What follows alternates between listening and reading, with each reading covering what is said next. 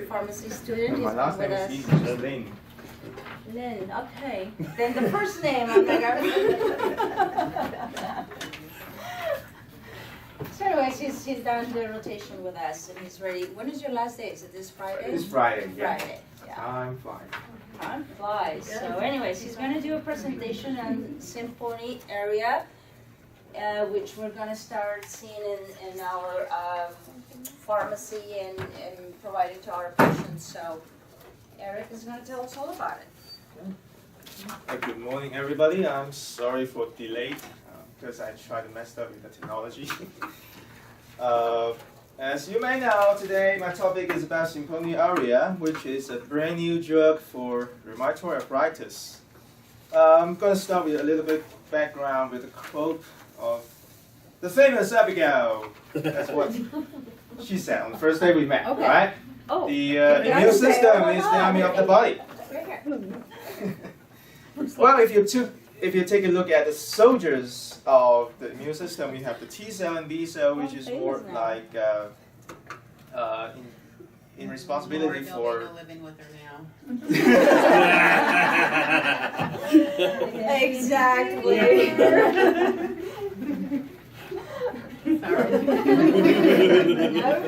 Okay, I am famous. So can you please get it? Yep, our famous Abigail.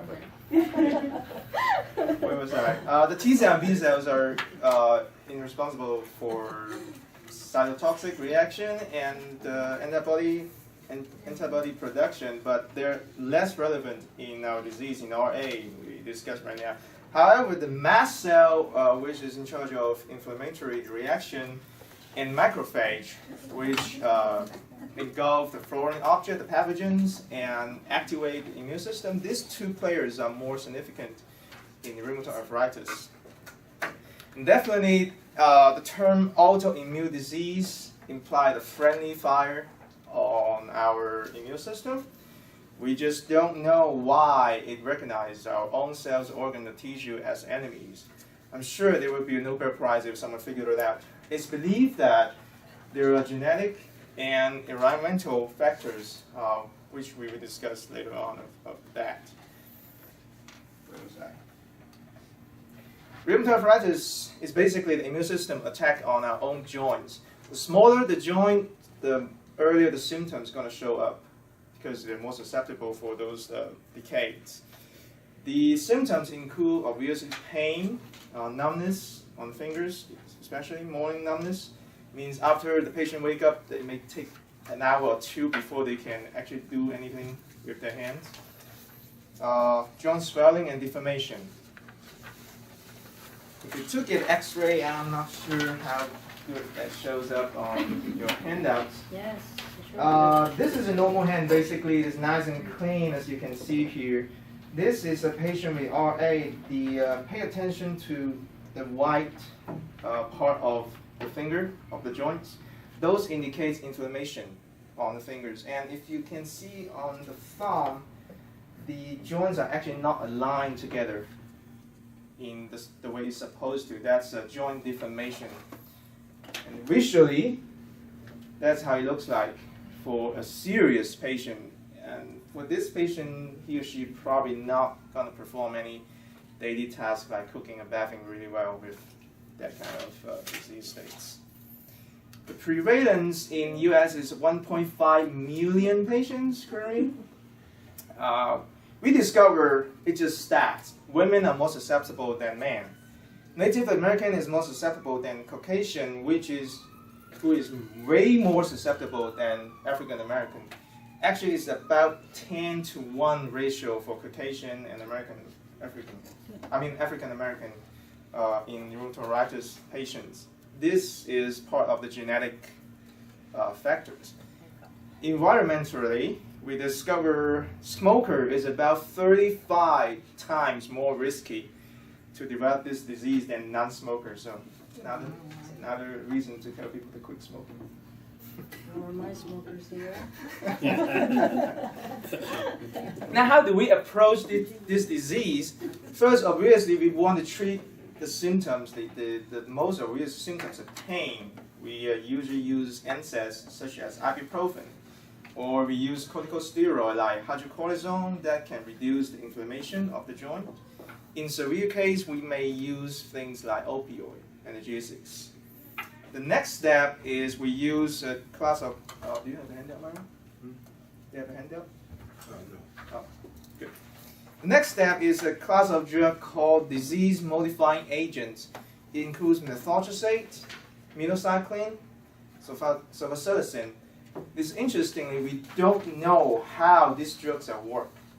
The mechanisms are unknown, but we know that if we give it to RA patients, it slows down the progression. It's more like experiential judgment on this drug. And the next approach is a drug that called biologics. That class of drugs specifically targets some mechanism in our immune system. One example is a class of drug called TNF-alpha inhibitor, which is our star today, the Simponi Aria. The genetic of this drug is called golimumab, and obviously it's a TNF blocking agent. The indication is moderate to severe rheumatoid arthritis with methotrexate. It's never intended to be a monotreatment in RA patients. The definition for moderate and severe, it means if there are 5 or more joint inflammation or deformation in the patients. It's a brand new drug which got approved in April this year, so I tried to find a patient case to do a presentation, but there's none. The route is IV, obviously. The dosing is a fixed dose, 2 milligrams per kilo at weeks of 0, 4, and then every 8 weeks thereafter. It is not approved for people younger than 18. We get back to that why. There's no renal and hepatic adjustments. That means we don't have to monitor their AST, ALT, and serum creatinine in the patient on this drug. The pregnancy risk factor is B. That means there's no adverse effects shown in animal studies, but we have not conducted any studies on humans. One point to note is Simponi Aria is not short for Simponi because they are different drugs. Simponi Aria is an IV route, while Simponi comes in a pen. It's actually a sub-Q. Oh, Karen's not here. You know, I heard Karen said some days, she said that Simponi sounds like an opera. Yes, symphony. It is. You guess what? It's actually true because aria in Italian means it's a solo song. So I don't know why they named this, but it's kind of funny. Okay, where was I? Oh, skip that one. Then it comes with a 4 ml vial. Each vial has 50 milligrams of the drug. It's a liquid form. That means we don't have to reconstitute it. The total injection volume would be 100 ml with normal setting. Obviously, it's a protein. You don't want to shake it because you're at risk of just destroy the protein structure. We're going to use... Back up, if it's already a liquid, Yes. why are we diluting it in normal saline unless we're putting it into an IV bag? Right. That's what it is. That's what it is. That's what it is, yeah. Yeah. Yeah, just putting an IV bag with normal setting. That's what it means. What's that? Yeah, you're going to use a filler because there's some kind of impurity concern on that drug. The infusion time is a big selling point from the manufacturer's point of view. It's only 30 minutes. The other drug is the same class, Remicade, takes 2 hours. So this is a big selling point. Obviously, you have more patients, more convenience for the patient. They just sit down, take lunch, and that is done. So don't give it with other drug. I don't think that's going to be a big issue because most of our patients are going to have double lumen. It's not saying if you give it with other drugs, something bad is going to happen. Just there's no study shows that it's compatible with other drugs. So. And storage, standard stuff. Refrigerate, don't freeze, protect from light. Insurance part B is not covered for home infusion. I have another Yes. question. Since it's protect from light, once it's diluted into the IV bag, do we protect it from light? Wait, did I skip a line here? Oh yeah, there's one line is actually missing. So I'm going to just say, once you've diluted, oh yeah, it's actually here. It's only stable for 4 hours. So that means it's up to the nurse to prepare in the patient's house, and then you give the injection right away.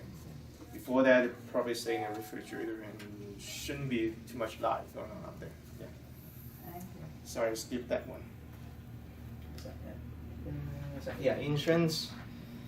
The Medicare Part B is not covered for home infusion. We did have a couple of reference, right, Virginia? One? We had one, yeah, that was Medicare. There was Medicare, yeah, it's not covered. Plan B is case by case. The Medicare is up to the state. And commercial is generally covered, so I'm not familiar with insurance, so I don't know what portion of patients have different insurance, so can't talk too much about that. The cost obviously is going to be really expensive. It's about $1,100 each vial. So a patient like me, about like 7 kilo, it's going to be about like $3,400 each dose. And the marginal profit is only 7%. Not that much. Where is that? Oh, there you go. So that's a little bit clinical stuff. Mechanism of this drug is definitely inhibit the TNF, which stands for tumor necrosis factor. It's not very clear on the picture here, but the very top enzyme on the graph is TNF. It has a whole bunch of pathways that do a lot of different things.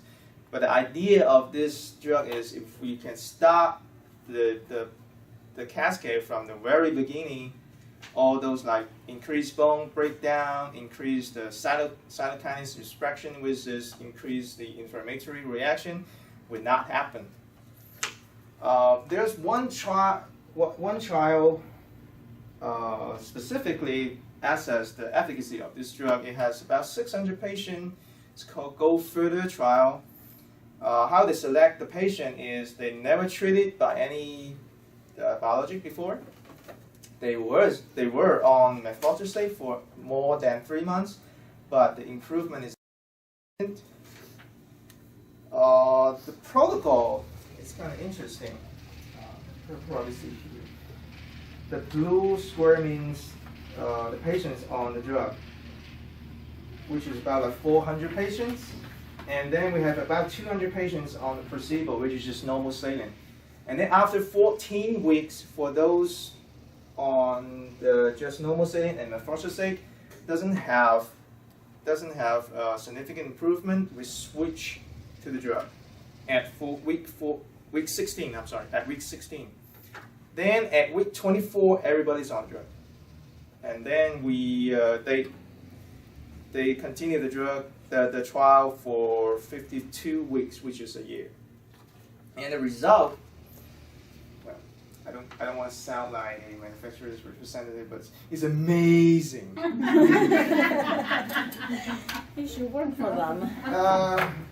Can't see really good from the graph, but pay close attention to the very last column. It's CRP, which is an indicator for inflammation. You can see there are 30% of improvement for the patients on Simponi Aria, but for the patient on placebo, it's actually getting worse. It's a negative improvement for 46%. And if you go further, you can see there is a big gap for the patient on Simponi Aria and normal saline in terms of symptom improvement. After the crossover, which is after 24 weeks, everybody's on the drug. Those were on normal saline have a big leap of improvement. I don't know how good you can see on the picture. Yeah, you probably can see that. It's the second line right here. It's a big improvement after 4 weeks, which is a month. That proof is really effective. I should say that. In terms of structural protection, again, is amazing. This is use a score we call VDHS score, which is a standardized score for the physicians. For the patients on just normal saline, it's 1.09 structure damage after 24 weeks. And it's only 0.03 for patients on Simponi Aria. And when the patient on the placebo switch to the drug, it slows down drastically. After 52 weeks, it goes from 1.09 to 1.22. That's a big improvement. So it's a perfect drug. It's phenomenal. And here comes the safety concern. The major concern, which is not surprising, is of course infection, because this drug messed up with the natural immune system functions. It weakens your immune system, so patients on this drug are more susceptible to infections. In fact, about half of the patients develop some kind of infection during the 52 weeks of treatment, and 5.7% of them develop serious infections. Some examples include TB, pneumonia, and sepsis. So it's really important for the nurse to assess if they're feeling well before you give the injection. Are you have any facial pain or the nasal green or yellow nasal discharge that indicate infections? And it's really important for the pharmacist to call the patient routinely. Hey, are you feeling well, or any reactions going on? I know it's part of the routine already. It just doesn't hurt to say it again. Yeah, I'm so glad that you mentioned it, because that's actually also what our nursing notes require with all the biologicals. We ask the patients routinely, are you feeling well to receive the medication? Have you had any recent infections? Have you traveled anywhere out of the country or the state? So those are part of our documentation. Yeah. Right? And the second concern is malignancy. It's not significant in adults, but is very significant. The lymphoma, which is the lymph cancer, has been reported in children and adolescents receiving this drug. So this is part of the reason that why this drug is not approved for patients younger than 18 years old. Another concern is HBV patients, hepatitis B patients. If they have hepatitis B, we probably not going to give them the drug until we have further instructions from the doctor. The heart failure concern, if the patient has worsening shortness of breath or worsening edema, it's a good time to stop the drug. Just a little comparison about two drugs that are very similar, Simponi Aria and Remicade. You have Remicade patients here. They're in the same class. Simponi Aria is a fixed dose, while Remicade is 3 to 10. It's a varied dose. There's no reconstitution for Simponi Aria. Obviously, it's a liquid. We do have to reconstitute Remicade. The stability is not many different because you're going to prepare in the patient's house and then give them the injection right away. So both of them are not generally used for monotherapy. It has to be used with methotrexate. And again, the selling point is the infusion time is much faster than the Remicade. The Simponi Aria is much faster. The cost, if you give a 5 milligram per kilo dose for the patient, is actually more expensive for the Remicade to Simponi Aria, which is interesting. But the two drugs are owned by the same companies. They don't really care. Another thing is all those concerns like infection, heart failure, malignancy, those adverse effects are not specific for Simponi Aria. It's for TNF inhibitor as a class, as a whole. So these two drugs, Simponi Aria and Remicade, is going to have similar side effects. And there is absolutely no study done to compare which drug are better or which are safer. And that's the end of my presentation. When we start as patients, we should make sure that HPV is negative? Yes. HBV. I'm sorry. HBV, yeah. It's hepatitis B. It's kind of like Remicade, we gotta make sure that TB Also is that. negative? Yes. Okay, so both of them we have to have, that Yes. they're negative. Yes. It's for the class as a whole. So. Yeah, we And need it it. depends. Yeah. I'm just not 100% clear on the methotrexate. Do you have to give it concurrently, or the patient has had to have failed the methotrexate, responding to it in order to transfer to this? 'Cause You gotta I give thought them you 2 could drugs at the same time. use 2 drugs Unfortunately, it's actually come simultaneously. with PO, so, and the dosing interval is like, I think it's every 2 weeks if I'm not, Yeah. 2 weeks, right? Weekly, I think. A weekly? Okay. Yeah, you have to Okay. give 2 drugs. Oral methotrexate Right. and, okay. Either Simponi Aria or Remicade is not intended for just 1 drug. Now, how is it metabolized? If we're not having kidney or liver concerns, So again, it's unknown. it's unknown. Yeah, a lot of things are unknown for this disease and for the drugs are unknown. We don't even know how methotrexate work in RA patients. Wow, yeah, because for Lost. Remicade, even in some patients, they want it as often as every 3 months, and it's like an overkill, really. How is it for this one that it's not? But interesting. Okay. Okay, any other questions? Otherwise, thank you very much for your Thank attention you. and your time, and sorry for being late, and thank you for not throwing stuff at me. Do we have to keep eating that? This technique? Apparently not.